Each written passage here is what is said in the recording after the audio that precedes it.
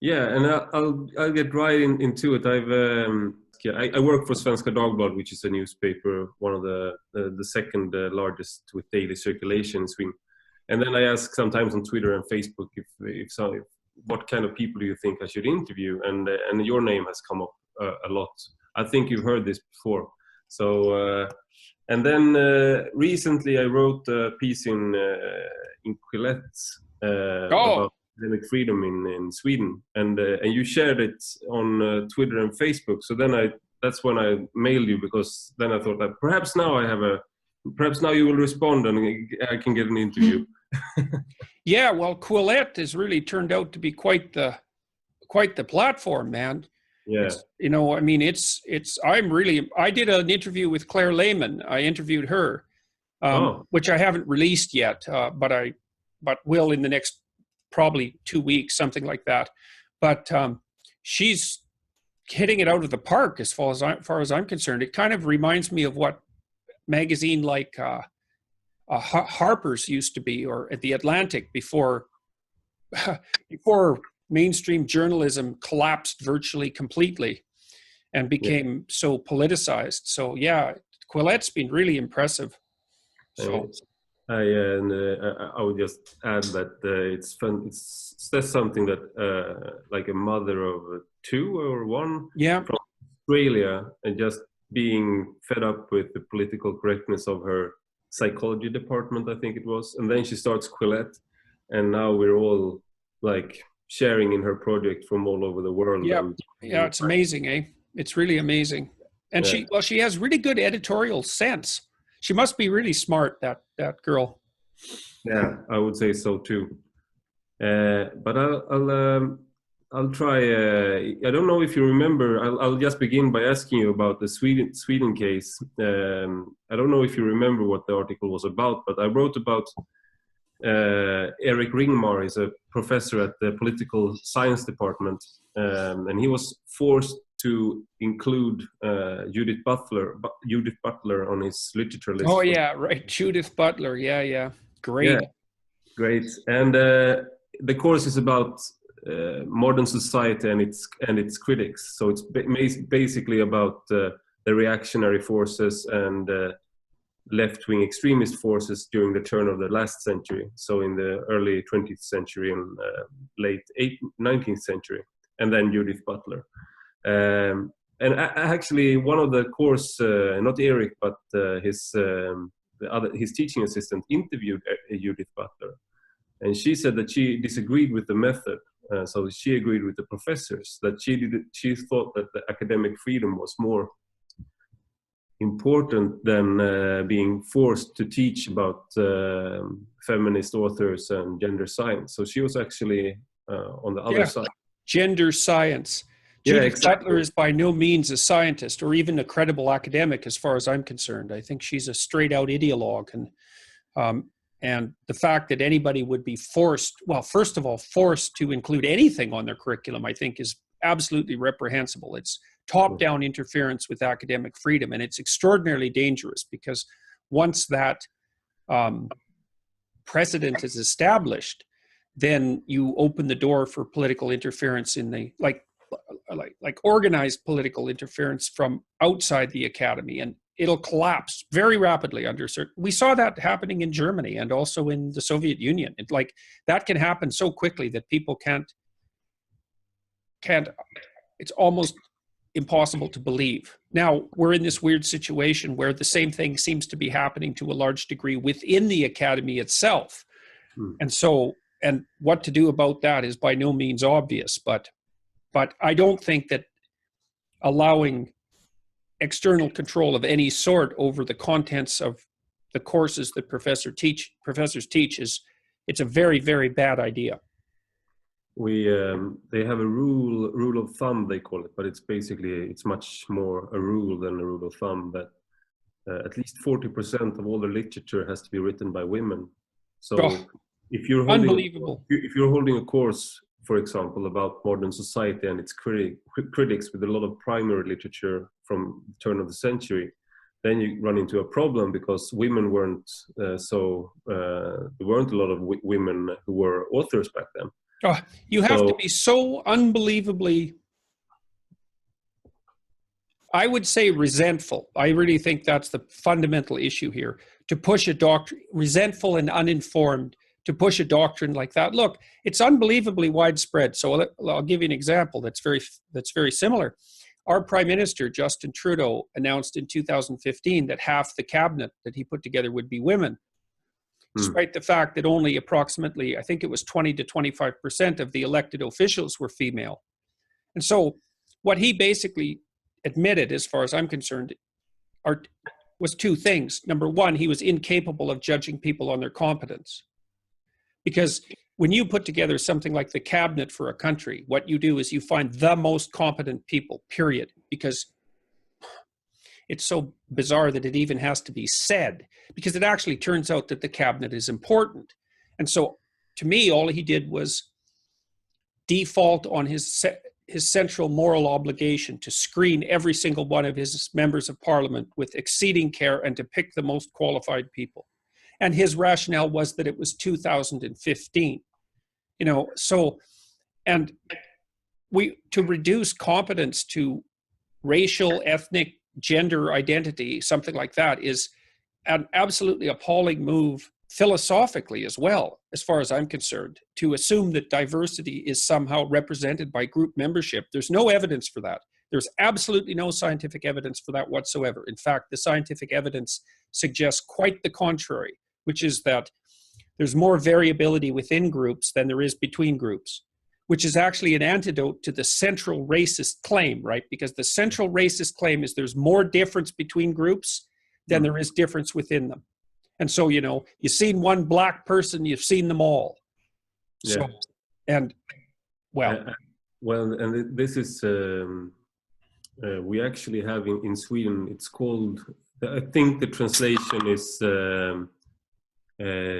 gender mainstreaming in English, but it's basically you have to include gender scientific perspectives into all, and this is happening within all Swedish universities right now.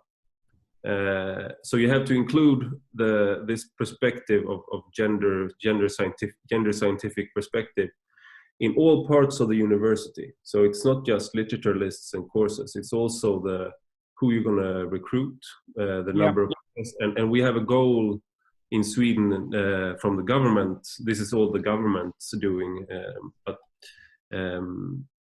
we have a goal that I think it's 40% of all the professors by 2020 should be women. So, right, which means that if you're a young man who's entering academia, the probability that you're going to get a job is zero.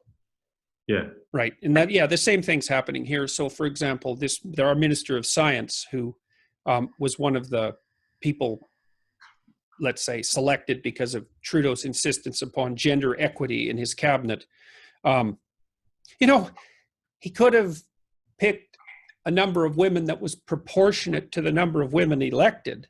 Like, even that I wouldn't have agreed with, because I think he should have gone on straight competence and taken on the heavy moral burden of trying to figure out what competence meant.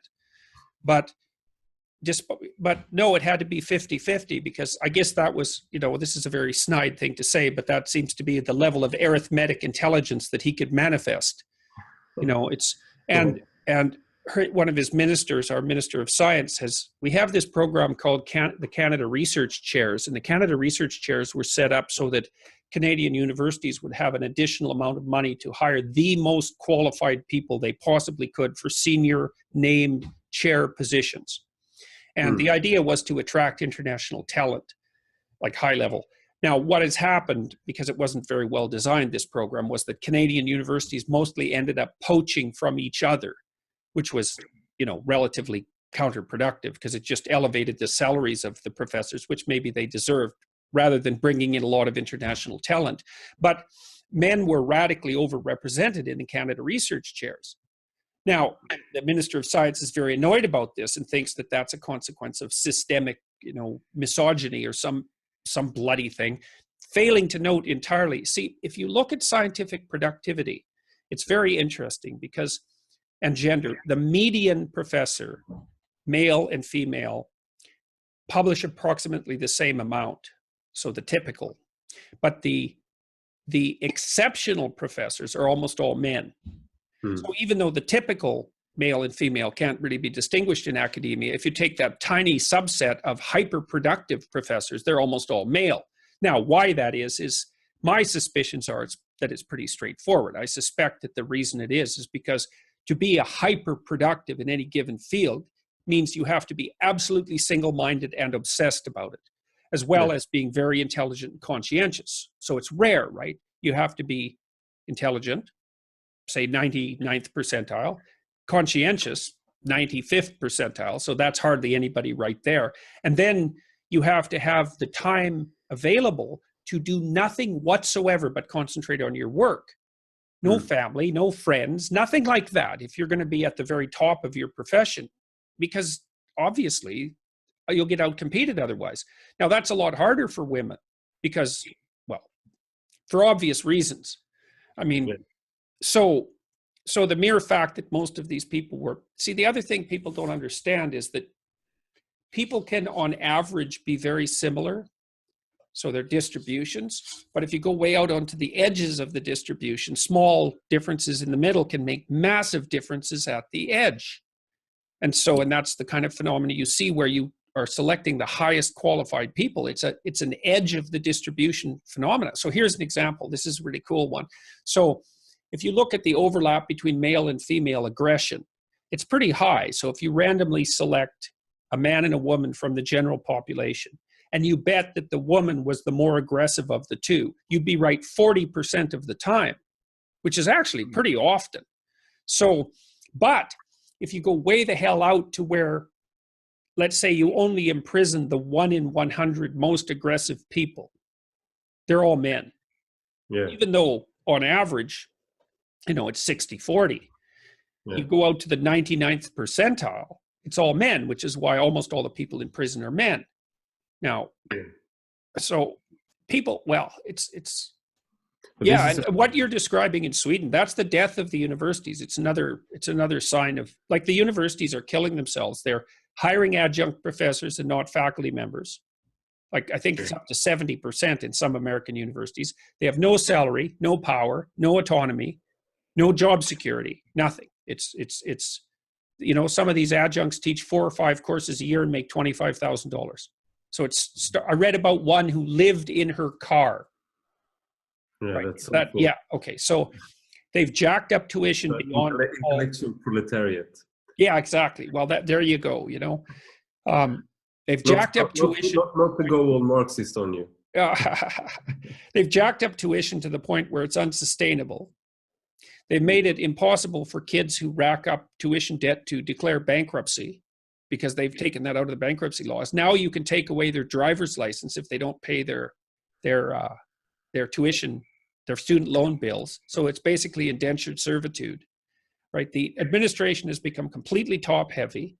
The academy is completely infested by these terrible equity ideas that you're laying out. I mean, and the people who are in the radical leftist disciplines, which increasingly are spreading their influence out through the entire universities, are tenured and won't be moved for 25 years. So as far as I can tell, it's done.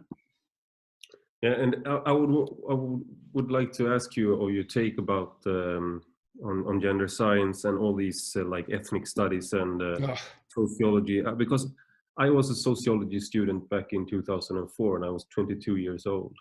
And so a lot of these perspectives, we were taught postmodernism and queer feminism and all these things. And I was just starting out as a student.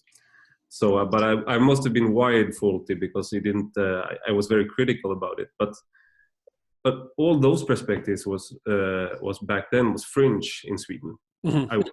So like identity politics or everything that's now in the mainstream was at the institution back then.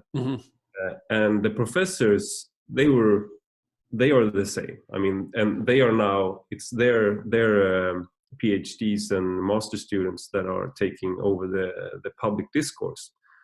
So even though they lost a lot of debates back then, and they still do, like public debates, they're still teaching students year after year after year. Yeah. And, well, and all the students who I would like to ask you about that, and like the power, and also about your critique of gender studies. In Swedish, it's called gender science, because we turned all this into science. Oh yeah, So it's not even studies; it's science here. But that was a good move on the ideologues' parts. That's for sure. Really smart. So it's a two-pronged question, but.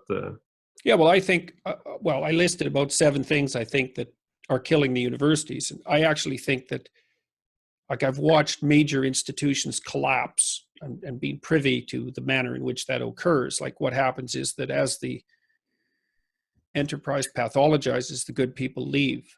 The people who have other things that they could do, they leave first. And those are the most productive and talented people. As soon as the most productive leave, then the bloody thing just spirals downhill, because what's going to happen? Because the rule is that within a certain discipline, whatever it happens to be, the square root of the number of people in the discipline produce half the productive work. So if a university has, let's say, 1,000 professors, 30 of them produce half the publications. Right, which is staggering, right? It's staggering. That's the Pareto distribution, or Price's law. And those people are often have more opportunities than they know what to do with. And so as soon as whatever they're doing becomes unstable, it's like they go off and do other things. And then the institution loses its most productive people. And that's it. It's done. It can't recover from that. And the introduction of these so-called science disciplines that we call studies disciplines, it was a marked lowering of standards. It involved a marked lowering of academic standards, a blurring of what actually constituted discipline, refusal whatsoever to consider anything methodologically rigorous, because anything goes, including what do they call that? Autoethnography, which is where you just write a diary essentially about your own experiences. And it's got this fancy name. So autoethnography is part of gender science, it's positively Orwellian. And and the other thing that's interesting about that is that what's happened is that the people who have these radical viewpoints have been given a permanent sinecure, right? They're state and tuition sponsored activists who can spend every single moment of their time on what I would consider their 5th column agenda. So we're basically funding a cohort of people whose stated purpose is to demolish the patriarchy. One of the things Carl Jung said, which I really liked and haven't talked about that much, is that the unconscious representation of men in the female psyche, he called the animus. And the animus was always, in his estimation, because of the dream analysis he did and so forth, that although the unconscious representation of a woman in a man's psyche was an individual woman, the unconscious representation of the male psyche in the female unconscious was men as a group. And there's a very large number of women and also some men whose conception of maleness has been damaged very badly by their failure to establish any positive relationship with any male whatsoever in their developmental history. And then they project this paranoid representation of what constitutes hierarchical masculinity onto the world, and then fight to bring it down. And and the thing is, they're being successful. That's the problem. This is another one. When I was actually, I know that you're very popular with a lot of young men, but I was actually introduced to you by a mother or two who's a professor in education. So she's not in her at home, so to speak, ideologically, or but one thing that's worrying me is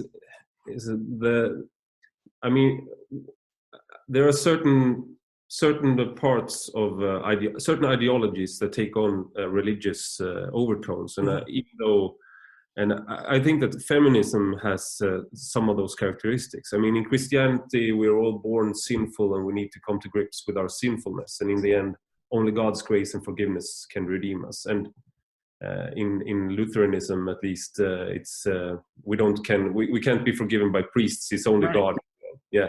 Yeah, it's a rough doctrine. There's no escape. Yeah, it's rough, and I totally sympathize with it, even though I don't in a lot of ways. But I realized, but within feminism, the sin is situated within males instead. So not only within males, but within males as a collective.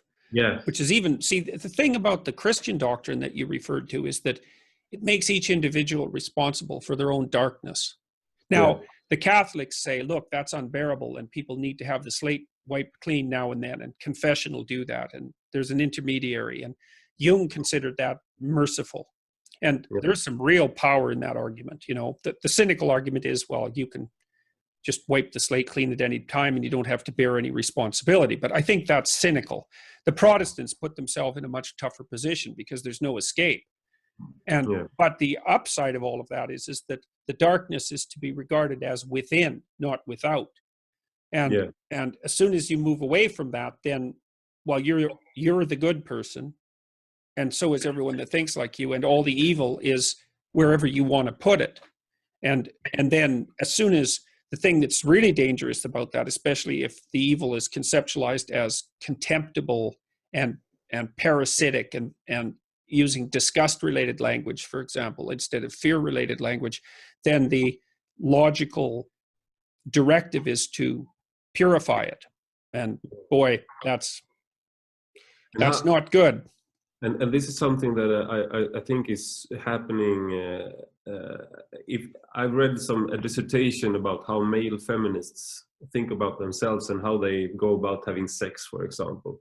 And one of the men said that his way to approach sex was that he didn't take any initiative because he would defile the whole situation and the woman. Yeah, well, it's like Andrea Dworkin, back in the 70s. She was a horrible creature, Andrea Dworkin.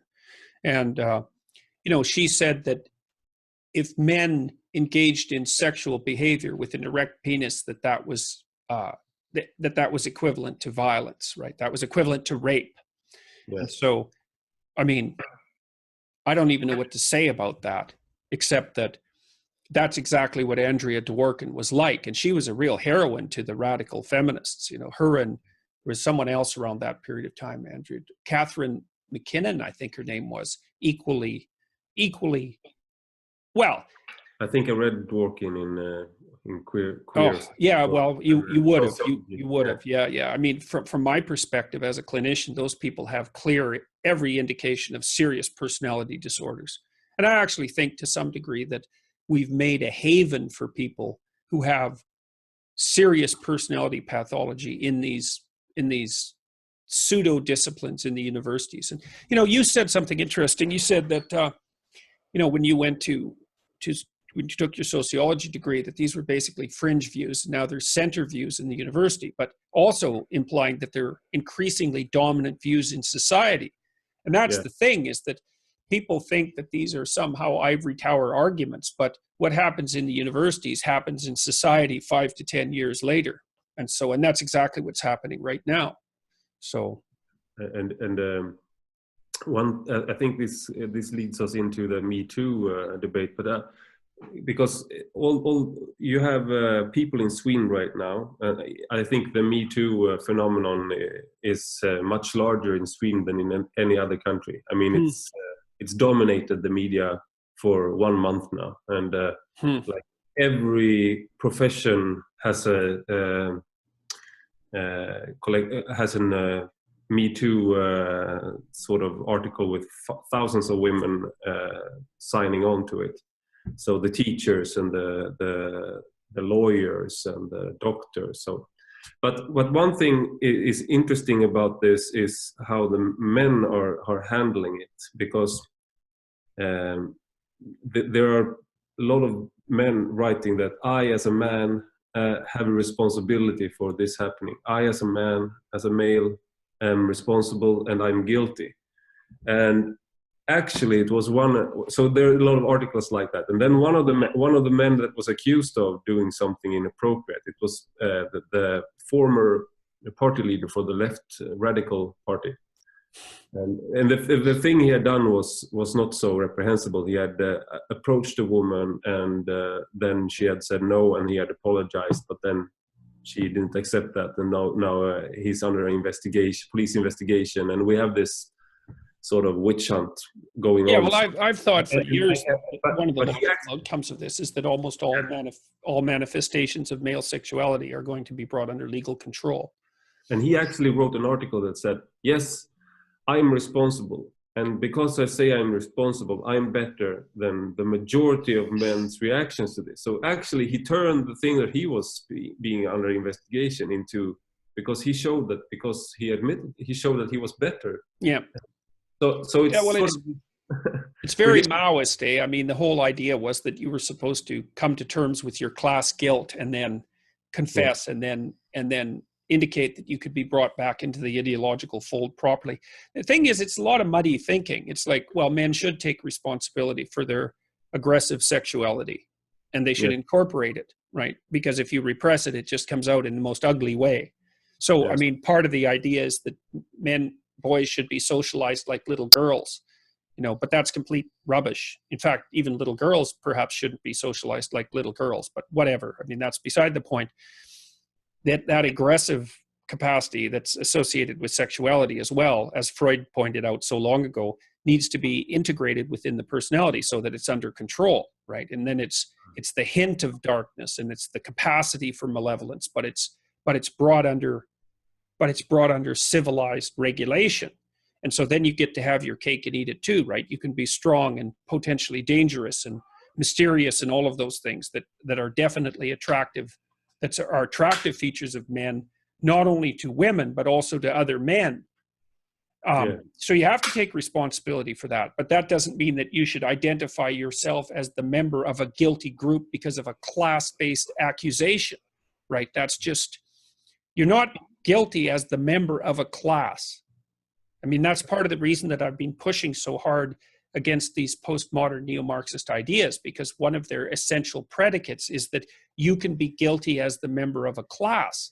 And that is, I don't know if there's a more dangerous idea than that. There might be, because, there's a very large number of extremely dangerous ideas, but that one's up near the top. Yeah.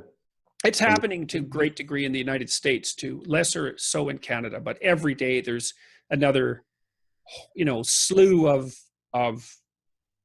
influential men who are being outed for their past sexual misbehavior, and that's I don't have much to say about that, except that to use that as evidence for the group-based guilt of men as such.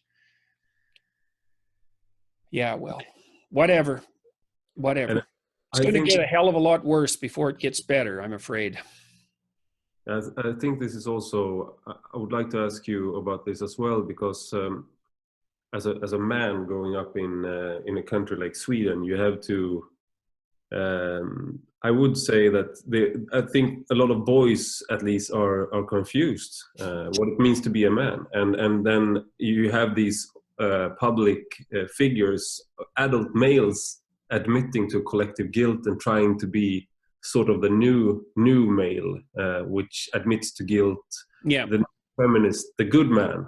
And if you're the castrated fat tomcat of a man resting on top of the warm TV, whose what would you say, moral virtue consists in his harmlessness. Exactly. Sad.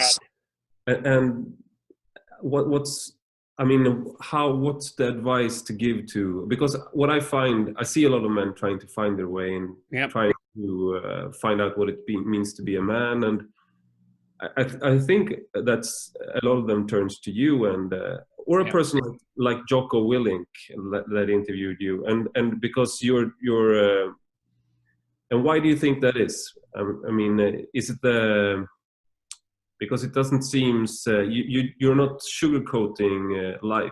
You're not giving them. No, well, and the funny thing about, well, there's a couple of things that I'm doing that are different from what people usually do, you know. So in the last 20 years, the constant message to young people is self-esteem, feel good about yourself. It's like, I don't buy that. I think that you look at yourself in the mirror and you think, Jesus Christ, I could be a hell of a lot better than I am. Yeah. And so, and the thing is, there's nothing more complimentary to tell a young person than that. It's like, look at you, you're a wreck. Grow the hell up. There's so much more to you than you're manifesting than you can hardly imagine. It's like, well, you think that's a criticism. It's like, no, it's not. It's a great compliment. It's like, look at how much more you could bring out into the world. Yeah. Get your aggression under control. Strengthen yourself. Like, take on some responsibility. See if you have enough bloody courage to tell the truth. Put your life together. Stop whining. And the men eat that up because no one's ever told them that, which just breaks my heart. Yeah. It's so bad. And, you know, the boys are pulling out of everything. They're pulling out of university. They're pulling out of life. They're pulling out of marriage. Yeah. And because of that, they're more awkward and unsophisticated than they would otherwise be, and much more prone to make sexual errors, some of which are, you know, predatory malevolence in the small proportion of cases. But it's another one of those situations, you know, like, imagine that 1 in 100 men are sexual predators. Yeah. Probably, maybe it's 1 in 50, but let's go with 1 in 100. Well, that small proportion commit all of the sexual predation. Like, if you look at criminals, it's a Pareto distribution again. 5% of the criminals produce something like, well, the overwhelming majority of the crimes, right? It's a small coterie of specialized people who are responsible for all the criminality. Lots of people are in prison because they did one heinous thing, you know, like they got enraged or drunk and did something violent. But there's the serial criminal types, and they're the ones that like, we had one guy in Toronto, for example, who ran a bike theft ring, and they finally nailed him. And like, there weren't any bikes stolen in Toronto after that. It was just him and his little coterie of, you know, organized bike thieves. And these guys that are being outed, these serial predators, they are responsible. Like, one predatory guy can prey on, who knows, 500 females, 1,000 females in a lifetime, you know? So it almost seems like, I mean, this is a lot of guys. I was one of these guys who sort of turned away from society for a while, like into computer games and like this slacker identity, which is sort of, I guess it's always been there. Like, you turn to like away from all responsibilities and you go to the dream world. But the opportunities to do this is so much larger now. Well, it's the Lost Boys, like in Peter Pan, right? They're in Neverland and they never grow up. And Peter Pan is their leader. That's the story. And it's not surprising, because it's easier to occupy yourself trivially than it is to do something difficult. So, like, there's a big tendency in that direction to begin with, because it's easier to do nothing than to take responsibility. It's easier to play games than to plan for the future. It's easier to be resentful and angry than it is to be, you know, to shoulder your vulnerability properly. And then when you add on to that, the idea that if you go out into the world and try to strive forward, that you're nothing but a predatory patriarch, then, well, it's just it's just the icing on the cake. You know, I had a friend who was like that. He pulled back from the world, and because he believed that active masculinity was a pathological force, and he poisoned himself terribly because of that, and he committed suicide when he was 40. He hooked an a hose onto his exhaust pipe and gassed himself up in the mountains in Alberta. And that was the logical consequence of his self-hatred. It's like, well, if you're so pathological, why don't you just do yourself in? And hiding like that isn't, you know, it's not, that's obviously not the full-fledged manifestation of that, but but it's believe me, it's on the road. So yeah, I've been talking to all these young guys. They come to my biblical lectures, for example, and the message is always the same. It's like, stand the hell up, get the hell out there in the world, take local responsibility, put yourself together, because there's nothing more dangerous than a weak man. And the problem is that we're encouraging men to be weak because we have this pathological idea that strength and tyranny are the same thing. And that's that animus I was talking about earlier. The women, it's not only women, but the feminist types, let's say, who insist upon the pathology of the patriarchy, cannot distinguish between competence and power. Yeah. They see everything because they have this vague and undifferentiated sense of masculinity. They see everything that is associated with authority as equivalent to tyranny, failing to understand completely that authority in a properly functioning society is based on competence. They don't believe in competence anyways. That's part of the whole postmodern.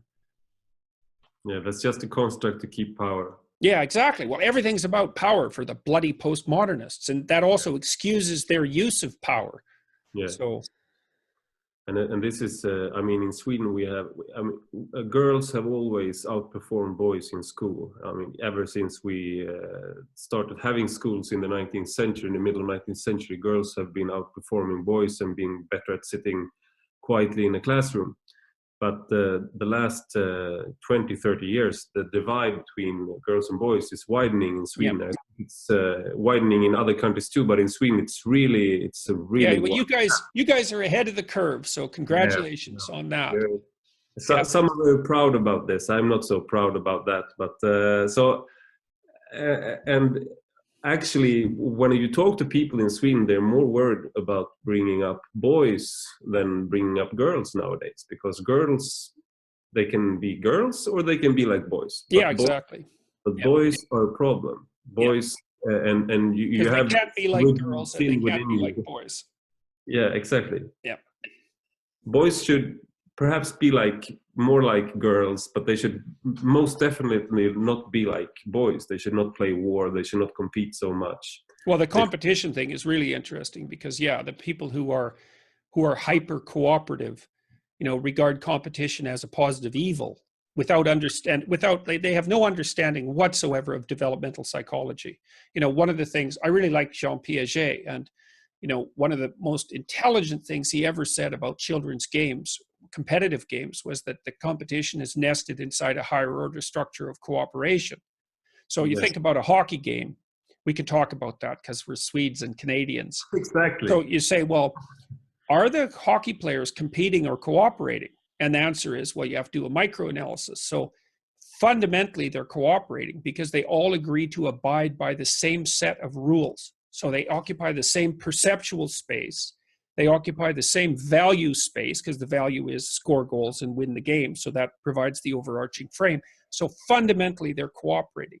Now, within that, they're competing because it's team against team. And even within a team, it's individuals vying for, let's say, athletic supremacy. But it's also more complicated than that because hockey isn't one game. It's a sequence of iterated games. And the proper strategy is, if you're an individual athlete, is to adopt a strategy that makes you a victor across iterated games. And that means you have to cooperate with your teammates and even with the other team if you're going to sustain your career across time. So you get very honorable hockey players, say like Wayne Gretzky, who were unbelievably stellar in their individual performance, but also great team players and inspirations to those who played against them. Perfect, So that's a really good example of well-developed masculinity. And that's all shunted off into pathological competition by fools who are motivated by hatred and resentment and who are willfully blind to the complexities of the situation. So it's the rise. It really is the rise of the goddess of the underworld. It's the right way to think about it. I mean, this is also, I would like to move on to discussing myth and God a little bit, but this is so interesting. So I would just say ask one more thing, because if you talk to these people about how you can reconstruct homosexuals, I mean, can you send them to a straight camp? I mean, all of them would say that's horrible. But if you ask about how can you deconstruct and then reconstruct boys and their masculinity, all of them are aboard. So yeah, that's part of the incoherence of those philosophies. Yeah, so it's a very inconsistent world. Well, I mean, one of the things I complained about last year with regards to this Bill C-16 legislation in Canada is I said, look, you're instantiating a social constructionist view of gender expression, sexual proclivity, all of these things into the law. Okay, so it's socially constructed. Okay, so wake up. The conservatives who have been opposing homosexuality for the last 100 years have used nothing but social constructionist arguments. They basically say, well, if it's socially constructed or an individual choice, which is, by the way, now instantiated into Canadian law, then why the hell can't you just be re-educated out of it? Or just drop it if it's just an individual choice. Well, I tried to say you're playing with fire, the fire that will consume you. Yeah. But, you know, nobody, no, I shouldn't say nobody. These arguments are subtle and they're not easy to follow. And so, and the problem is that the consequences of producing legislation like that unfold over decades, not minutes. Yeah. So I don't know. Did you see what happened at Wilfrid Laurier University in Canada last week, 2 weeks ago? Lindsay Shepherd, does that ring a bell? Yeah, exactly. Yeah, I listened to the conversation she recorded. Yeah. So in Canada now, 3 things are happening. The first is, despite the fact that I predicted this and that the only reason my reputation was ever, let's say, tarnished was because I predicted that this was going to happen, I'm still being vilified by people who are admitting nonetheless that what happened at Wilfrid Laurier was reprehensible. Okay, so that's one thing. The second thing is the people at Laurier who accused Lindsay of breaking the Canadian federal and provincial laws are being accused of misinterpreting those laws, which they aren't as far as I'm concerned, but that enables people to save face. And third, and most dreadfully, a fair number of faculty members and public commentators are claiming that Rambucana and Pimlott and Joel, who were the interlocutors in the Inquisition, are the true victims. Really? Oh, absolutely, because now that people have been, well, first of all, they were only standing up for trans rights. And second, well, because they've been the target of substantial criticism, let's say, like overwhelming, punishing, brutal criticism, unending for weeks, well, they're now victims because that's just not fair. And so when the president of Wilfrid Laurier University apologized to Lindsay Shepherd, she also said, but, you know, I also feel that what has happened to the faculty members in the aftermath of this, faculty members and administrators, was also wrong. It's like, it's that typical thing, you know, you see this when kids get bullied in schools now, is that the idiot interveners and their blind humanitarian impulses bring the bully and the victim into the principal's office to discuss it, assuming equal causal, what would you call it, responsibility on the part of the victim and the perpetrator. And they think that, well, if they just had a nice talk about it, then it could be settled, not understanding at all that the bully, who's, let's say, one of these 1 in 100 predator types, is just going to stand on the outside of the school ground and wait for the victim to come by and just pound the hell out of him, because that's how bullies work. It's like, well, we can settle it like reasonable people. And it's like, yeah, right. You're so goddamn naive that, you know, if evil ever popped out and made a face at you, which it likely will, you'd be scared into post-traumatic stress disorder so fast you wouldn't know what hit you. And I've seen that plenty of times in my clinical practice. So And yeah, this all this Lindsay Shepherd that you're now transphobe. I've written about these issues in Sweden as one of the few that's written about it who's not an activist. And recently I wrote about how it coincides with autism diagnosis. So we have, and I think it's the same in the United States. Yeah, and it's yeah. I mean, the number of especially young women who's never had any doubts about their about their gender identity, but then they find like-minded people with problems connecting socially on the internet, and then all of a sudden they decide that I'm not a woman, I'm a man. Yep. They, most of them have diagnosis within the autism spectrum, and to even say this and say that this is something we need to investigate is sort of transphobic, because then you're questioning the motives within the person. Yeah. So you're basically saying that it's not, maybe it's not a gender identity you're feeling that's faulty. Yeah. It's something else. Well, but it's like it's going to be worse. Then you're a transphobe. Yeah, well, it's going to get worse because look, here's the logical fallacy. Not all transsexuals have mental illness. Yeah. But many people with mental illness are going to be confused about their identity. Right. So the pool of people confused about their identity is extraordinarily large.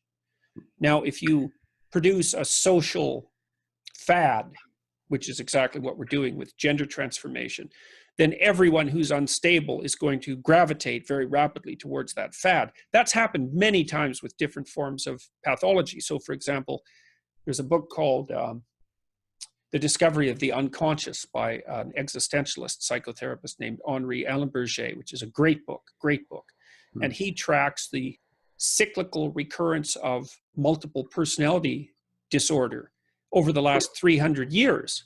So a case will be reported after everyone forgets about it for a generation or two. A case will be reported, and then it spreads like wildfire, and there's multiple personality everywhere.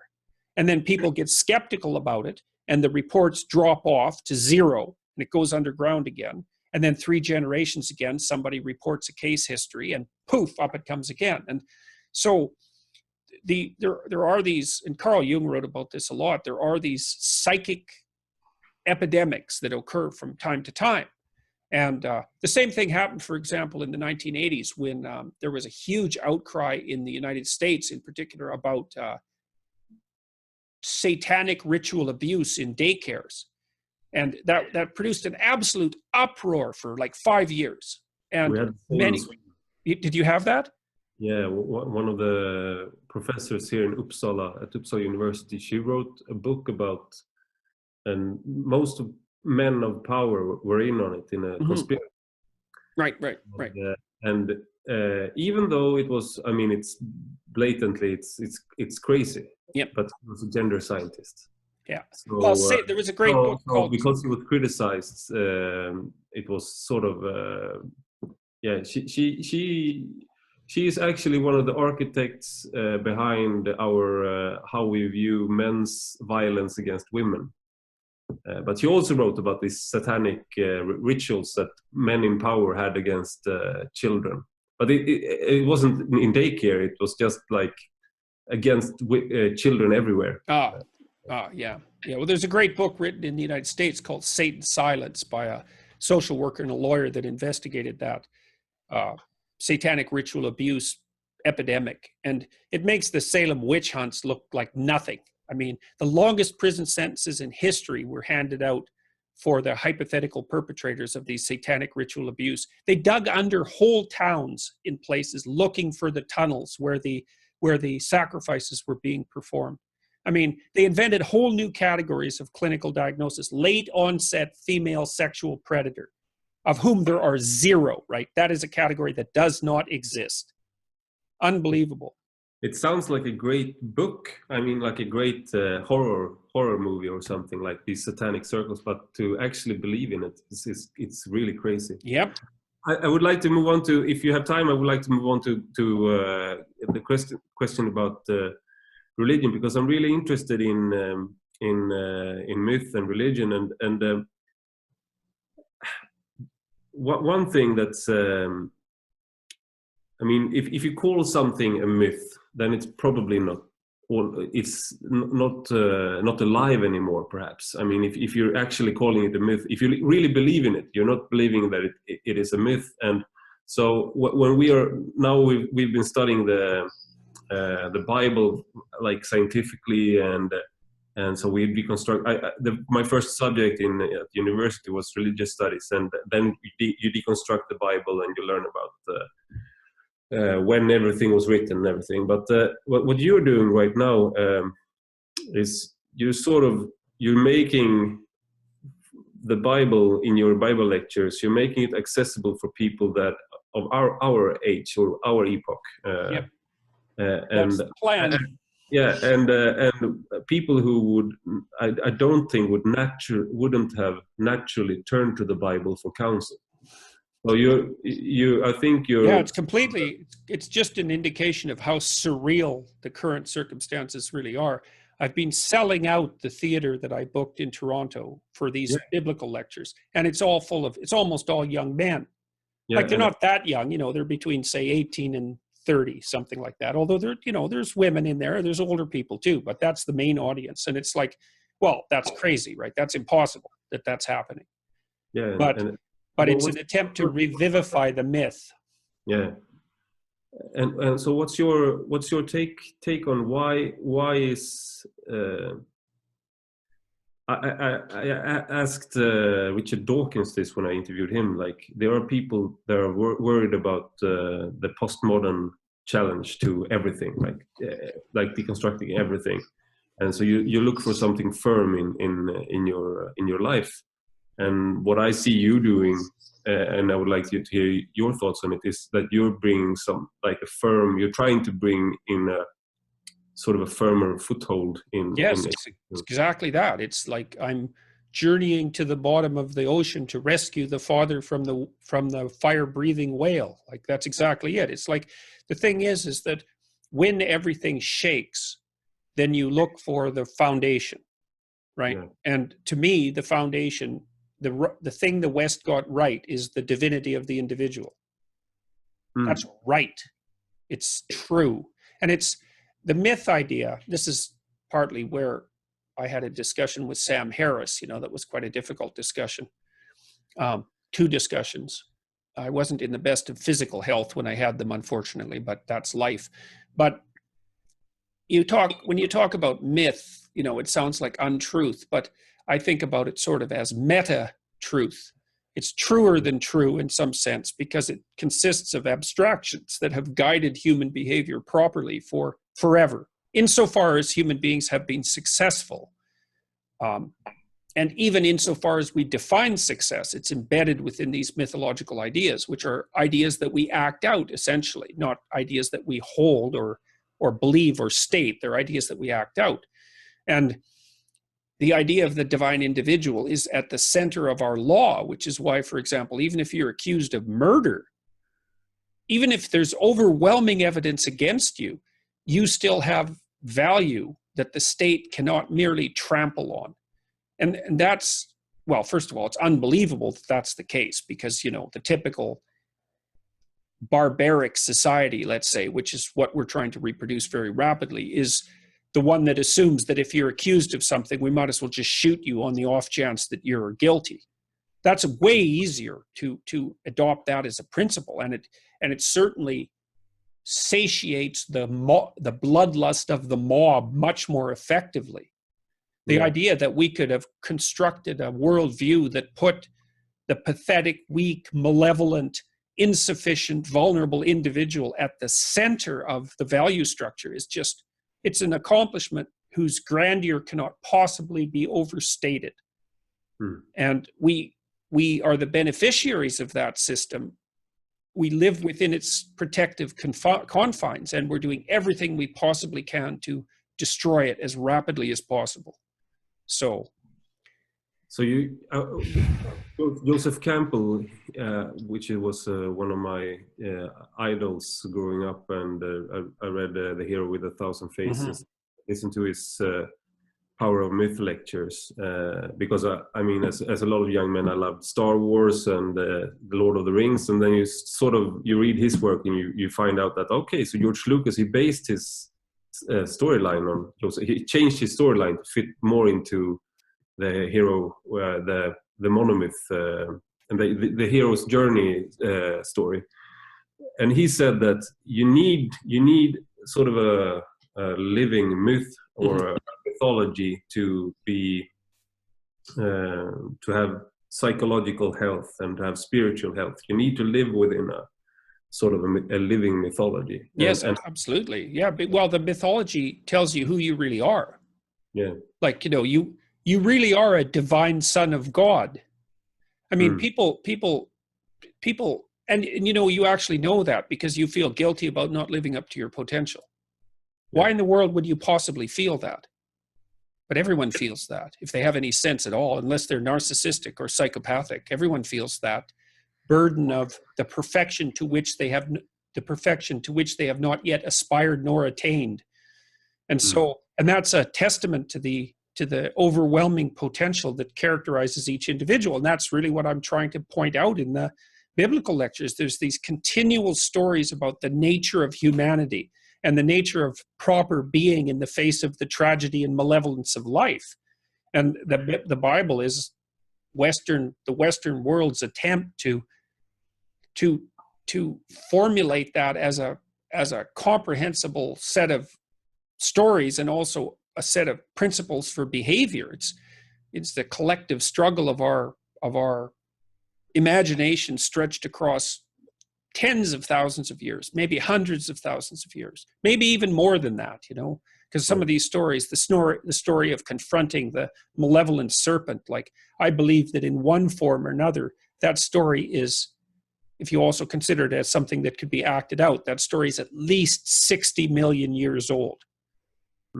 So, because Lynn Isbell, this anthropologist at UCLA, has demonstrated quite nicely that our tree-dwelling relatives co-evolved with snakes, and our continual battle with snakes and predatory reptiles was part of what gave us our acute vision.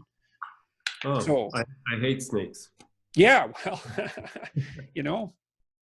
and I know that I have to ask this, because this is one of I've seen you answer this question, is that, do you believe in God? And I saw a YouTube video with you when you said that you didn't like the question because you were being boxed in.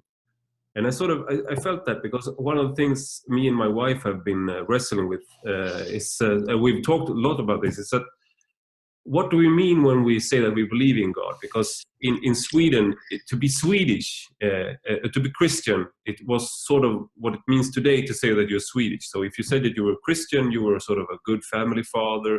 You had a lot of values within that. So you were being like a good Christian man is sort of today when you say you're a good Swedish man, perhaps. So it used to mean a lot more. But then you had the evangelical Christians criticizing exactly this and saying that you're lost contact with God, and then they meant it in a much smaller sense. And so they tend to confuse the biblical stories with empirical history. Yeah, and it's not surprising they do that, because they're trying to defend their faith against, let's call it, the postmodern assault, or even the modernist assault for that matter. I have some sympathy with their motivations. But the problem is that they don't understand that not all truth is empirical truth. In fact, the fundamental truths, as far as I can tell, paradoxically enough, are Darwinian, and they actually line up with religious truths, which is the point I've been trying to make when I discuss such issues with people like Sam Harris. Like, Sam is a very, very smart guy, but he worships the intellect. That's the first thing I would say. And the second thing is that I was never able to push him to his solution.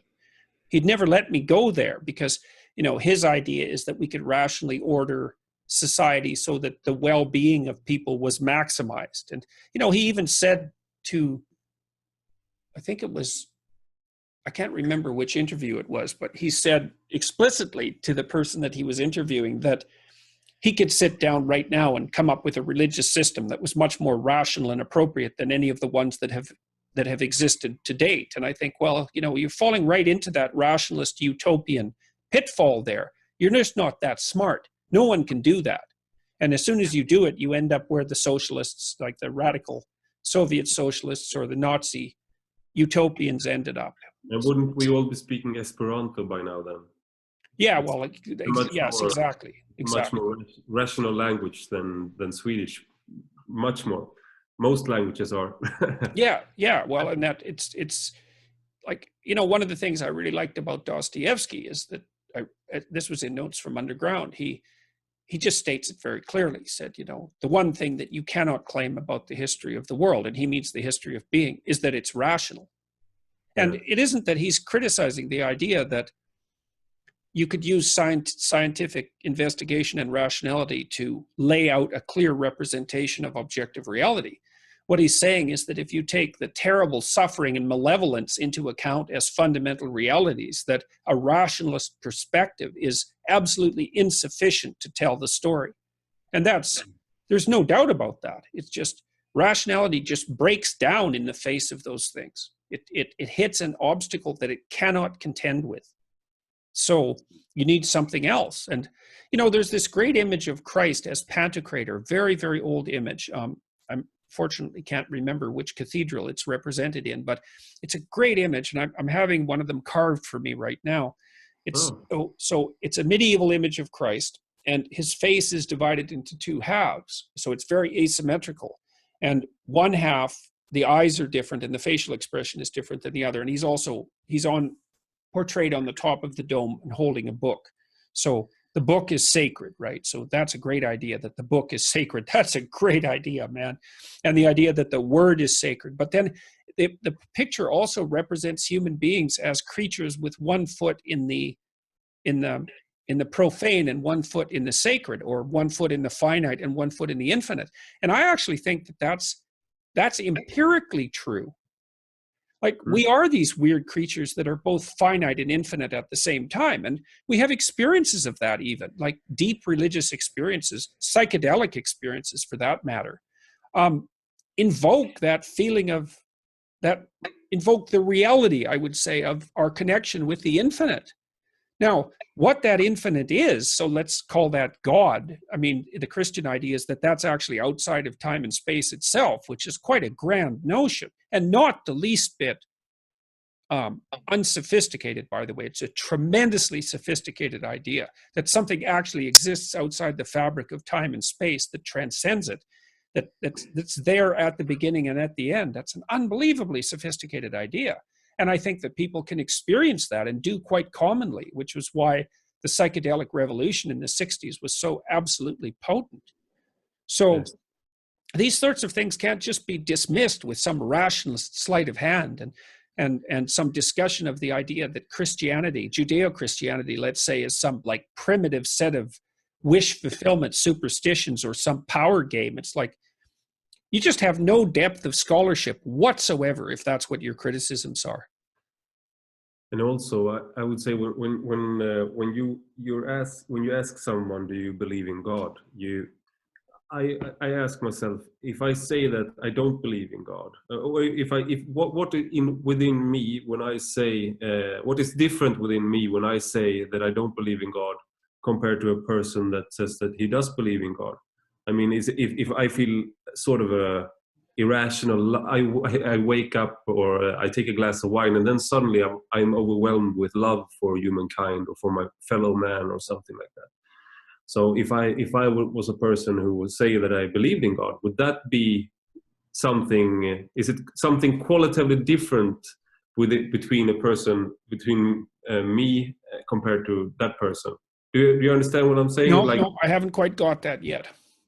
Like, what is the experience of believing in God, and how is that qualitatively different from a person who says that he doesn't believe in God? Oh, yes, I see what you mean. Well, that is part of the question. The question is here, well, when someone says, do you believe in God? There's three parts to that question. The first question is, who is the you to which they are referring? And that turns out to not be a simple question. I mean, Nietzsche did a very good job of taking apart the idea of the I. because he was critiquing Descartes' "I think, therefore I am." And so the first question is, well, who is the you to which you are referring? The second is, what do you mean by belief? The third is, what do you mean by God? It's like, you can't just leap to the assumption that the person asking the question and the person answering the question have the same views on those. And I think that's part of the reason why I don't like the question. Like I said, well, I act as if I believe in God. And so I would say that's the most fundamental manifestation of faith. But I could also say I believe and don't believe in God. And you think, well, you can't think both of those things at the same time. It's like, well, yeah, that's what you think. It's when you're asking something that complicated, then there's absolutely no reason to assume that you can't have paradoxical responses to it. So you could even say maybe that the injunction in the Old Testament is something like, you should believe and not believe in God, because it's very complicated. It's not by any means a simple question. I know I don't remember his name now, but I think perhaps it was Burkert or something like that. Like, he said that myth is about reconciling contradictions within the human condition. Yeah, exactly. That's exactly. Well, that's what a successful myth does. And part of the reason that these ideologies that we've been discussing, like feminism, have so much power is because they actually draw their motive force from an underlying religious substrate, but they only tell half the story. That's what an ideology is. So when the feminists say culture is the tyrannical patriarch, it's like, yeah, that's true. But it's also the benevolent wise king. So like, well, then they say, well, it can't be one and the other at the same time. And the answer is, well, it's a multidimensional phenomena that you're encapsulating within a single category. It can contain contradictions. In fact, it does, because society obviously constrains and kills you, even like you die into your neural configuration, because when you're first born, you have more neural connections than you will ever in your life. And most of them die. And so you die into your 4-year-old self. And then between the ages of 16 and 20, you die into your adult self. And so the idea that the society that you're in is a terrible tyrant that shapes you by death is exactly true. But by the same token, it's also almost everything that ennobles you and enables you to function in the world. And so the critics of the patriarchy say, tyranny, tyranny, tyranny. And it's like, yeah, tyranny, but not only tyranny. And they say, evil men. It's like, yeah, obviously, but not only evil men, not only that. And that's why a genuine mythology, and I would put Freudian psychoanalysis in that category, because Freud had a very balanced view of the nature of being, talks about both parts of the paradox at the same time. It's the dragon and the gold. It's the terrible devouring mother and the Virgin Mary. It's the tyrant and the wise king. It's Christ and Satan. It's all of those paradoxes stacked on top of one another. And then the story about how you go about dealing with that. That's a true religious myth. Yeah. And an ideology just takes a part of that and says, this is the whole. I mean, in early Christianity, there was a large battle between Manichaeists and Gnostics and what would turn out to be the Catholic Church and the mainstream church, and they said that the evil was like the world we live in is created by this other force, the demiurge, so that they had a very split vision of good and evil. But what you're saying about these ideologies is that basically it's a new form of theological battle between Gnostics and people that say that we have both sides. That's a perfectly reasonable way of looking at it, And like Jung tended towards Manichaeism to some degree, because he was so struck by, say, the evils of Nazism, that he had a hard time with the idea that evil was only the absence of good. and I've thought about that a lot because I'm a great admirer of Jung, and you criticize anything he said at your peril, you know, because he was a great genius. But I think the Manichaean view is wrong. I think that what evil is the absence of good. And then it takes on its own life. I think I've written about this in my new book quite extensively, because I have a book coming out in January called 12 Rules for Life, an Antidote to Chaos. And I've been trying to take those ideas apart and to grapple with the fact that human beings hate themselves because they're vulnerable and malevolent, which is original sin, you know, which is something I'm a great believer in. I think it's an unbelievably sophisticated way of looking at the world, you know, that there was something damaged in the fabric of being itself. I believe that to be the case. I think we experience that as human beings, and that our ethical obligation is to rectify that, and to determine how to rectify that, to overcome the vulnerability and malevolence, that, like, the terror of vulnerability and the subjection to malevolence that characterizes our day-to-day existence. That's our primary mode of proper being in the world. That seems to me to be correct. So, and again, that's the sort of thing that I've been trying to tell, well, those who will listen, let's say, but so far it's mostly been young men who are dying for this message. Like they're dying for it, you know. It's really, God, I go to these talks now, you know, public talks, and where I speak about responsibility and truth. And like after the talks, there are like crowds of mostly young men who line up and say, you know, I was nihilistic, I was desperate, I was suicidal, I was malevolent and resentful and like going bad places. And I've started listening to what you've been saying about myth, and it's like brought me out of that horrible hole. And that's just one person after another says the same thing, you know. And I've had thousands of letters like that, and maybe tens of thousands now. I can't even begin to keep up with them. And well, thank God for that, you know. How do you feel, I mean, personally, when so many are turning to you for this for counsel or for guidance? Well, you know, I read this paper a long time ago called Relations Between the Ego and the Unconscious, which is one of Jung's, maybe it's his most stellar work. And it's not a paper you can understand unless you know what it's about. And because he talked about the danger of ego inflation. That's so imagine that you're dealing with archetypal ideas, and that you can fall prey to the temptation to assume, because you've started to understand the ideas and maybe communicate about them, that they are somehow yours. And then what happens is that can produce a messianic inflation.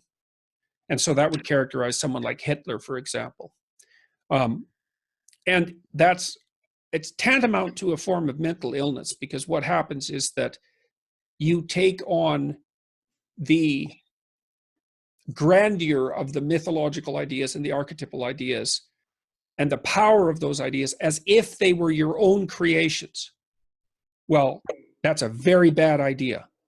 And so I read that paper after I had a dream where I was blown by a wind into the top of a cathedral. I was in the chandelier in this huge cathedral, like say 20 times bigger than St. Peter's. You could hardly even see the walls. And I was put up in at the center of this cathedral, right, way above the ground. And then I got down somehow because I didn't want to be there. And then the wind dissolved me and blew me back there. And I woke up and I thought, oh my God, that's a crazy dream. The dream put me at the center of the cross, at the center of being. And I thought, what the hell? What am I supposed to make of a dream like that? It's like, it's delusional, let's say. It borders on delusional. And it was a very powerful dream. Like I can still see it. And I read the relations between the ego and the unconscious at that time and started to understand what was happening, is that I was starting to understand what these archetypal ideas meant, that the place of the individual is actually at the crucifix, at the center of reality, the point of maximal suffering and the acceptance of that. That's all true, but it's not true of me. Right. everybody is a center of the cosmos. Yeah. So you have to detach yourself as carefully as you can from the archetypal ideas themselves, because otherwise you end up identifying with them personally, or people identify you with them, and that's the ultimate, what would you call it? The ultimate temptation of pride. And so, no, I try to be very careful of that and very cognizant of that, and to keep a good eye on my. Yeah, it's like this, when the emperors in the Roman Empire, when they rode in their triumphs, they had a slave behind them telling them memento mori. Right, exactly that was his job. Yes, exactly that. I really like that idea, and I like the idea of reminding yourself about death, to keep yourself humble. It sounds a little well, death and sin, because the other thing that you have to, and maybe this is the advantage that the Catholics have over the Protestants, is that the Catholics at least put their sins in front of them constantly, which is very analogous to what you just described, because I try to be very, very careful about paying attention to all the things that I'm doing wrong. And I have people, my family and friends, who are helping me do that. And because it's to call it a strange situation to be in is just barely scraping the surface. Yeah. I would like to ask you at least one more. I mean, I could talk to you for hours, but I know you are a busy man. Yeah, let's do one more question. We can always talk again, so. Yeah. But the Church of Sweden is our old state church. It's contemplating replacing the gendered pronouns of their guide for church services, and they've already starting to replace the Lord and he and him with God in a lot of places to make language more inclusive. Yeah. So all that shows to me the people who are running the church have absolutely no idea about what any of its doctrines mean. Yeah. It's as simple as that. Like, I mean, there is insistence in Christianity on the androgyny of Christ. And there are elements of God that have been portrayed as feminine, like Sophia, which is wisdom. Yeah. But you don't mess with those things. You don't rewrite them like that. Not without having your soul tremble and quake at your presumptuousness. Yeah. And the idea that you can just casually rewrite these ancient texts. It's like these people who rewrite fairy tales so that they're more in keeping with modern sensibility. It's like they're so unbelievably intellectually narcissistic that, well, it's positively satanic in its overreach. And I mean that in the most technical sense. It's the satanic temptation of the untrammeled and unbound intellect. It's exactly what Milton warned against in Paradise Lost. So it's a complete catastrophe. All it will do is speed the demolition of the church. So, and I think that's what it's aimed at, actually, because of course the church is just a patriarchal construct anyways, and it's oppressive, and it's oppressed women forever, despite its insistence that men and women were both made in the image of God. Yeah. I think that's our church is pretty much doomed when it comes to these issues. It's more political than a lot of politicians. Yes, well, that's it. It's that when the church becomes political, it's done. Yeah. So I mean, as I said, I think I've gotten the most out of this interview. It was really, really informative and really nice talking to you. Good talking to you too. And maybe we can do this again in January if you want to. One of the things I could do is send you a galley copy of my book if you wanted to. That would be great, because I would really like to review it, and then we could perhaps make I could ask you a couple of follow-up questions to your book or something like that. Yeah, that'd be good, because we could get deeper into some of the issues that we discussed. Yeah, I would really like that. Okay. And so I'll publish this on Saturday, this interview. All right. And I'll send you the recording, okay? Yeah, thank you. Okay. That's great. Thank you. All right, you bet. Bye. Very nice to meet you. Nice to meet you. Bye-bye. Bye.